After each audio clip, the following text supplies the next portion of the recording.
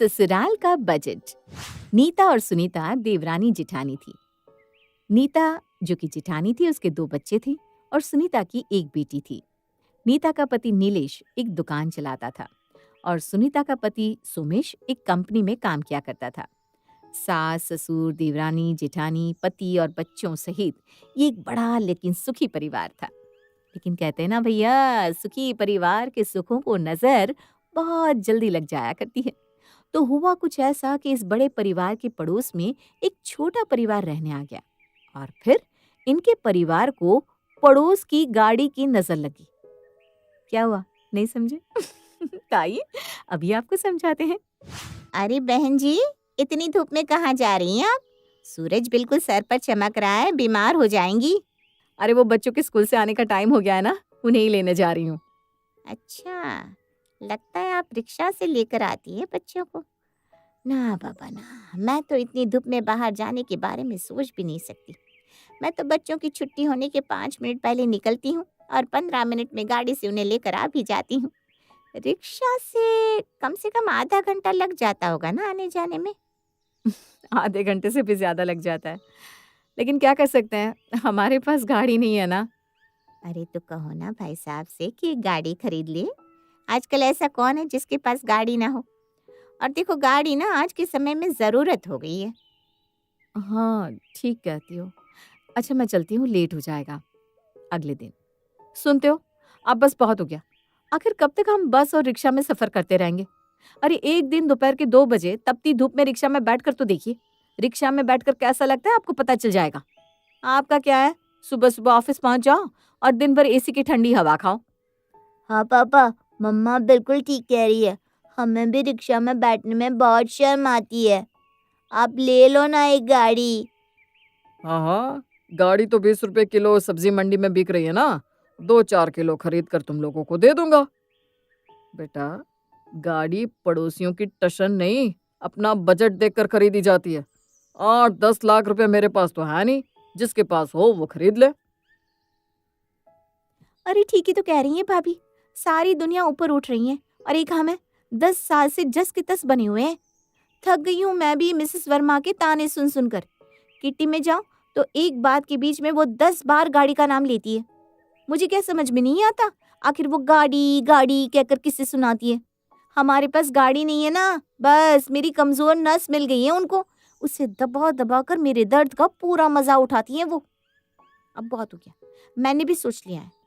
अब चाहे जो हो, गाड़ी तो हम लेकर रहेंगे। आई बड़ी, बोल तो ऐसे रही हो जैसे तुम्हारे अकाउंट में 8-10 लाख यूं ही पड़े हुए हैं। सिर्फ हवा हवाई बातें करने से कुछ नहीं होता। अगर गाड़ी खरीदनी है तो सबसे पहले अपने पास पैसे होने चाहिए। पैसा है किसी के पास?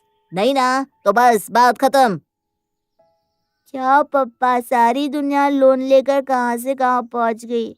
हम हमेशा ऐसे ही रह जाएंगे क्या? आप भी लोन ले लो ना। मेरा फ्रेंड है ना जीतू, उसके पापा ने भी लोन लेकर कार खरीदी। अब वो रोज कार से स्कूल आता है और मुझे ठेंगा दिखाकर जाता है। बेटा, लोन सिर्फ लेने के लिए नहीं होता, उसको चुकाना भी पड़ता है। लोन की ईएमआई कैसे चुकाएंगे, कोई बताएगा क्या? देखो आप इस तरह सोचेंगे ना तो हम कभी जीवन में आगे ही नहीं बढ़ पाएंगे। अरे आप एक बार लोन निकालिए तो सही, ईएमआई भी अपने आप चुकता हो ही जाएगी। अरे महारानी, तुम्हारे कहने से ये ईएमआई चुकता नहीं होती। ईएमआई अगर समय पर ना भरो तो बैंक डिफॉल्टर करार दे देती है। जीवन भर के लिए ब्लैक लिस्ट हो जाएंगे हम लोग। तुम लोगों को कुछ समझ में भी आता है कि बस घर में बैठकर हाय गाड़ी चिल्ला रही हो? मेरे पास एक आइडिया है, क्यों ना हम लोग अपना महीने का बजट थोड़ा सा कट कर दे, जिससे ईएमआई के पैसे निकल आए। अच्छा, और बजट कट कैसे करोगी तुम? बजट तो अपने हाथ में होता है ना सोमेश। अरे मैं गृहिणी हूँ, गृहिणी की ताकत को तुम कम मत समझना। तुम्हारी जैसी गृहिणियों की ताकत के कारण ना बहुत सारे लोग बैंक से कर्जा उठा लेते हैं। पहले तुम 6 महीना बजट कट करके दिखाओ। ईएमआई के पैसे अपने बैंक में जमा करके दिखाओ। अगर 6 महीने तुम्हारे बैंक में ईएमआई के पैसे मुझे मिल गए ना, तो 7वें महीने गाड़ी मैं खरीद कर दूंगा तुम्हें। सोच लो, अगर अपनी बात से फिर गए तो। अरे बाबा, तुम ईएमआई के पैसे बचा कर तो दिखाओ।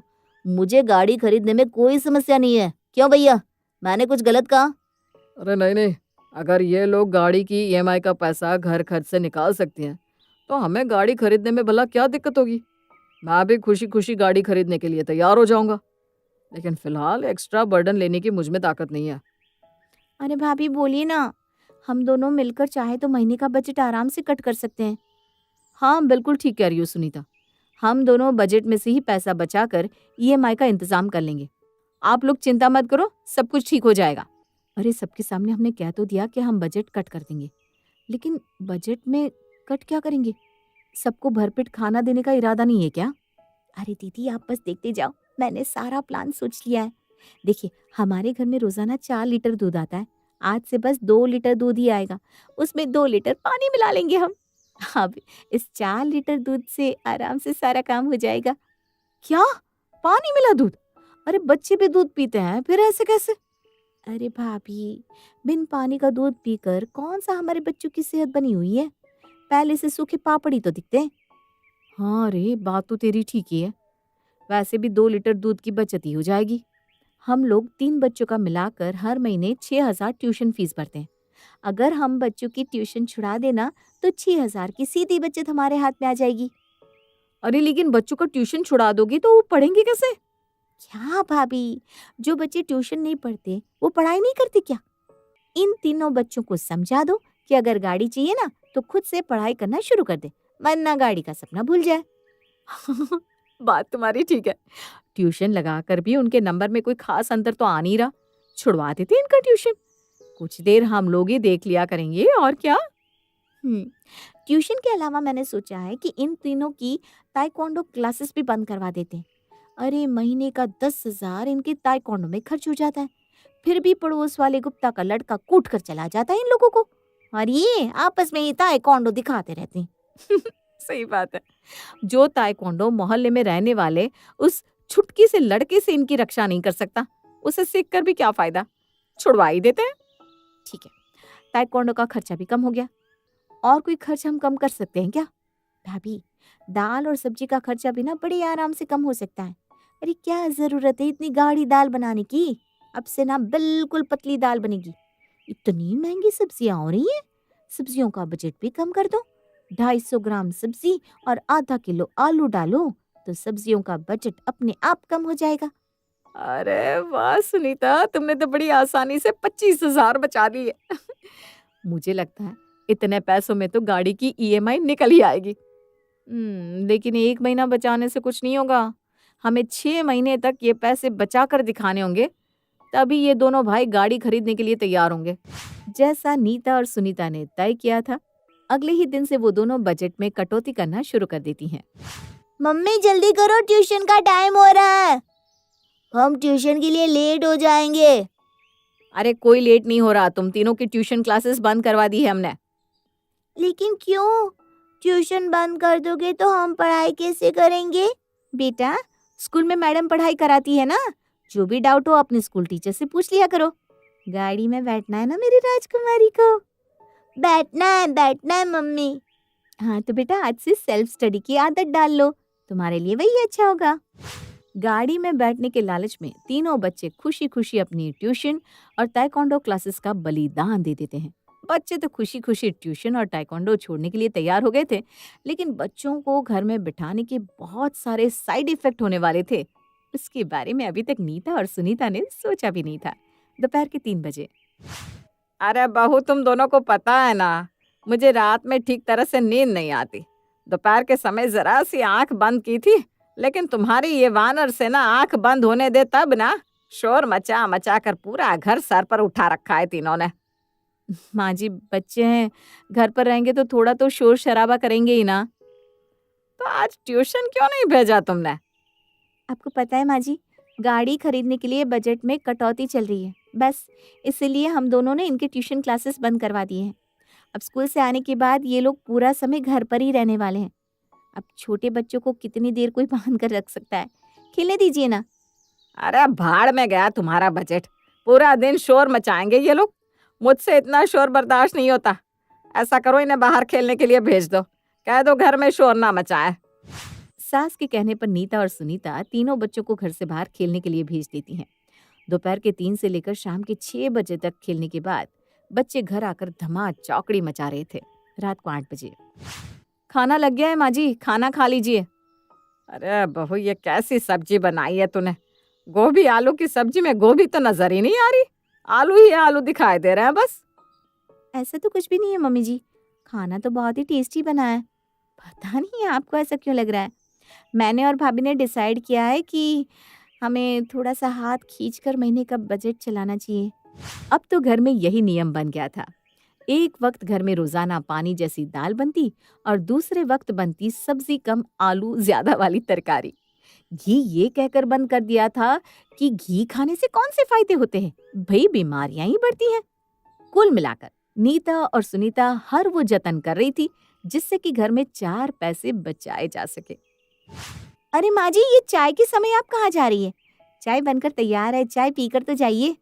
अरे मुझे नहीं पीनी तेरी ये पानी जैसी दूध की चाय, तू ही पी ले। मैं तो अपनी सहेली के घर जा रही हूँ, उसी के यहाँ जाकर आधा कप चाय पी लूंगी। कम से कम ढंग की चाय तो नसीब होगी। मम्मी, आज कुछ बाहर से मंगवा लो ना, बहुत दिन से बाहर का कुछ नहीं खाया। अरे बेटा, हम यहाँ 1-1 पैसे की बचत कर रहे हैं और तू सीधा 2-3 हजार एक साथ ठिकाने लगाने की बात कर रही है।